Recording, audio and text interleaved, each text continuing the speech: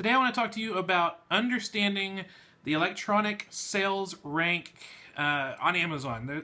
The numbers that you get when you're trying to source an electronics item can be kind of confusing because I don't know why, but Amazon delivers different information to whatever sourcing app that you are using when it comes to electronics. And I don't know why. Usually, you scan a book, it'll give you the bestseller rank in the book category. You scan a grocery item, it gives you the bestseller rank in the grocery category.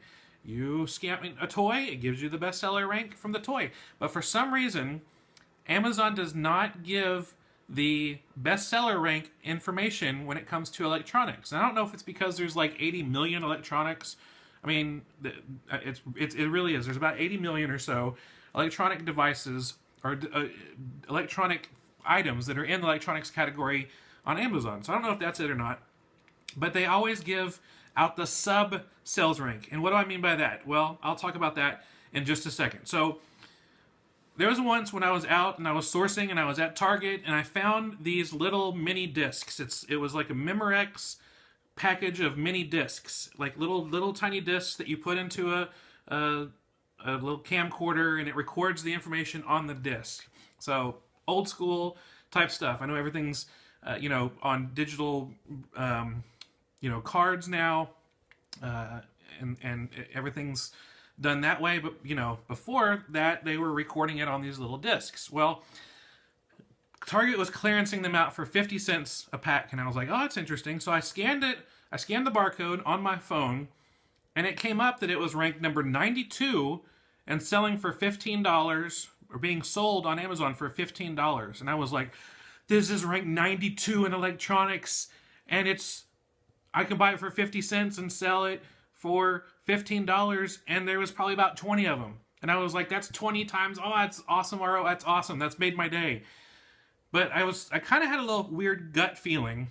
I was like, maybe there's not something right. So I was like, okay, this Target was close by my house. I'm just going to get a couple of them now, see what I can figure out when I get home, and see if this is still good.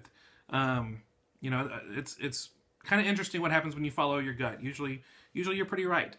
So I took the items home and I start, scanning it into my computer so that I can put it in my inventory. And when it came up, it said there was no sales rank. And I was like, no. My app told me it was 92 out of like 800 million. Nope, that's wrong. And so I was like, I need to do some more research.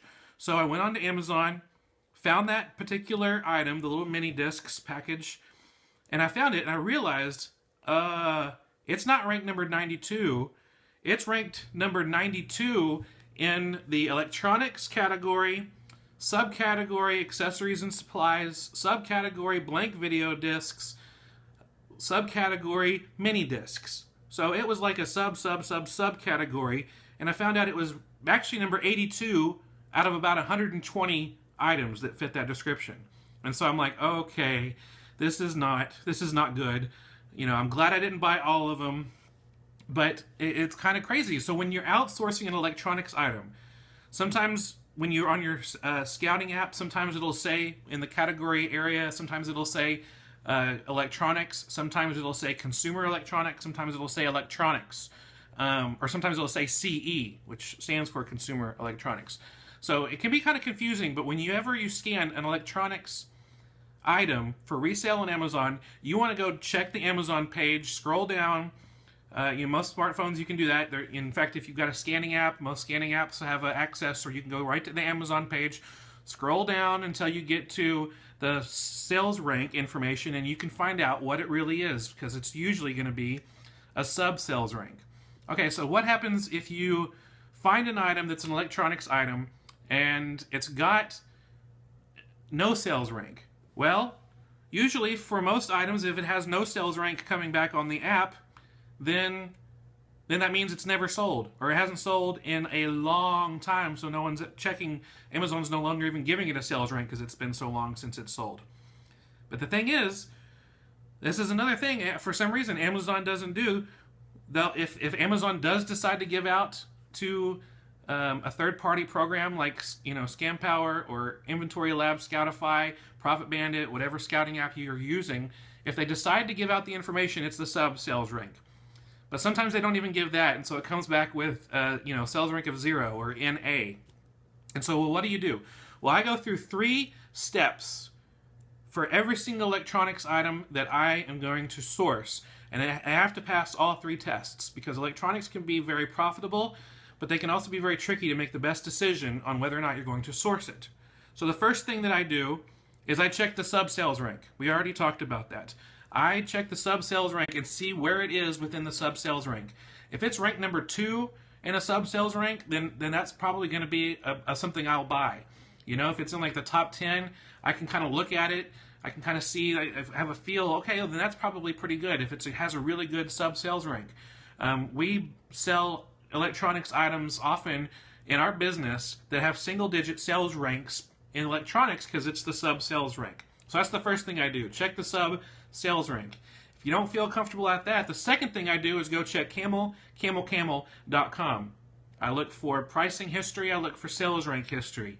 And as I've said before, when you ever see the sales rank, it goes up and down. Every time the sales rank ticks up, usually that means it's a sale. And if there's no sale, the sales rank line goes down, and then if it goes up again, that's another sale. So you can kind of count to see how many sales are made by checking camel. But unfortunately, there are a lot of electronics out there that camel is not tracking. And so if that happens, the next thing I do, after I've checked the sales rank, I've checked Camel, and I see that either, if Camel shows me that there's a lot of sales, then I'll be like, okay, this sells like 5 times a week, or this sells 7 times a month, and I feel like I can grab some of those and send them to Amazon. But if Camel doesn't have any data for me, my third step would be to check the reviews. And you're like, what? Check the reviews? Why? Well, here's the thing. If we don't have any information about the sales rank that's the correct number out of the entire category, and Camel's not giving us any data, you want to check reviews. Because, honestly, how often is an item reviewed on Amazon? Probably not very often. So if it has reviews, that means there's been sales. But it's more than that. You want to make sure that those reviews are recent, especially on some old school electronics. Because when I checked today, I went back to that Amazon sales page, and that Memorex mini disc package of 5, it had about 30 reviews, but the most recent one was from 2004. So even though it's got reviews, it still doesn't mean it's selling. But if it had like 3 reviews already this year, I would have been like, okay, I would think that since people usually don't go to Amazon and leave a product review, if there's 3 reviews already this year and it's, February, then I think that that's a quick seller. So the 3 things you need to look at: the sub-sales rank, see how you feel about that.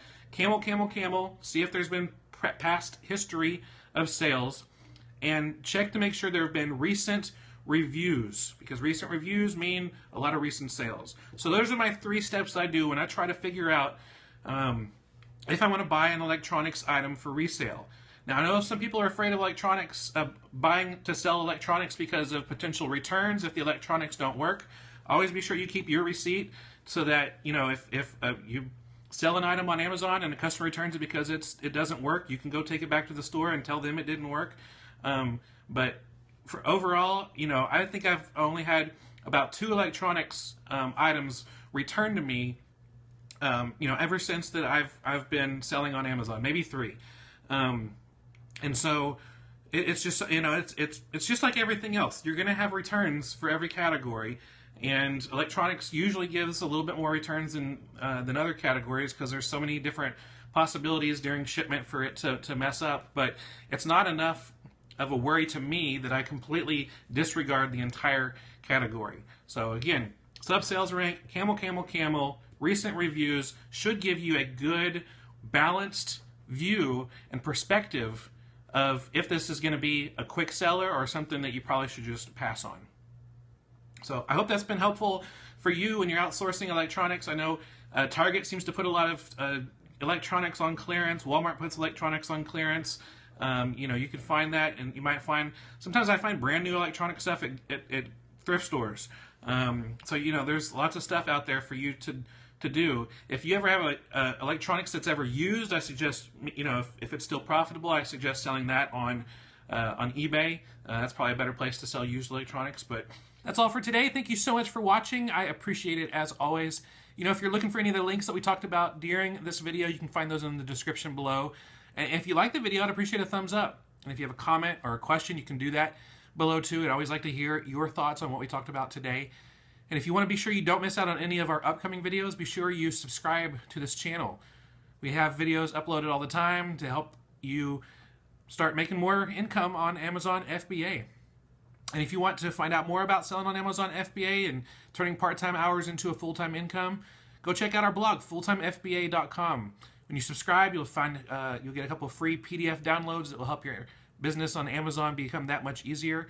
And the blog is filled with over 100 blog articles that have tutorials, experiments, walkthroughs, teachings, tutorials, lots of stuff that will help you make more money on Amazon. Anyway, this has been Steven Smotherman. I hope you have a great day. I'll see you soon. Bye.